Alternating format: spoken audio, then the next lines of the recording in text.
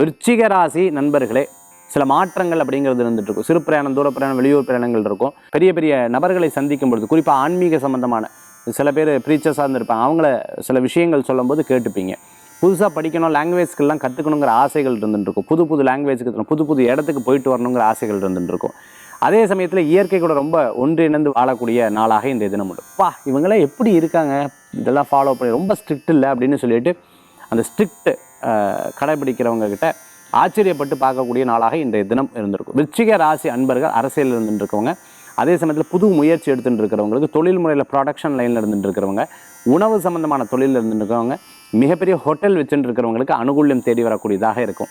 மருந்து சம்மந்தமாக மெடிக்கல் ரெப்பாக இருந்துருக்கவங்க, சேல்ஸில் இருந்துட்டு இருக்கிறவங்க, அதுக்குண்டான கம்பெனி டீலர்ஷிப்பில் எடுத்துகிட்டு இருக்கிறவங்களுக்கு வெற்றிகள் கூடி வரக்கூடியதாக இருக்கும். இவ்வளோ பெரிய விஷயத்தை நான் ஏமாந்துட்டேன்னு சொல்லி இனிமேல் நான் அதை கற்றுக்கிறேன் அப்படின்னு சொல்லிட்டு கற்றுண்டு புது விஷயத்தை எடுத்து செயல்படுத்துவீங்க. விவசாயம் பார்த்துட்டு இருக்கிறவங்களுக்கு நல்ல முன்னேற்றங்கள் உண்டு. காய்கறி பழ வகைகள் விற்பனை பண்ணிட்டு இருக்கிறவங்களுக்கு நல்ல மாற்றங்கள் இருக்கும். விருச்சிக ராசி என்பர்கள் இன்றைய தினத்தில் ஒரு நம்பர் பார்த்து, இந்த நம்பர் இதே நம்பர் எல்லா இடத்துலையும் பார்த்துட்டு இருக்கேன், இதே நம்பர் இன்றைக்கி என்னமோ ஒரு லக்காட் இருக்குது அப்படிங்கிற ஒரு ஆச்சரியப்படுவீங்க. விருச்சிக ராசி அன்பர்கள் இன்றைய தினத்தில் வழிபடக்கூடிய தெய்வம் பைரவர் வழிபாடு. மன திருப்தி தரும் அற்புத வழிபாடு.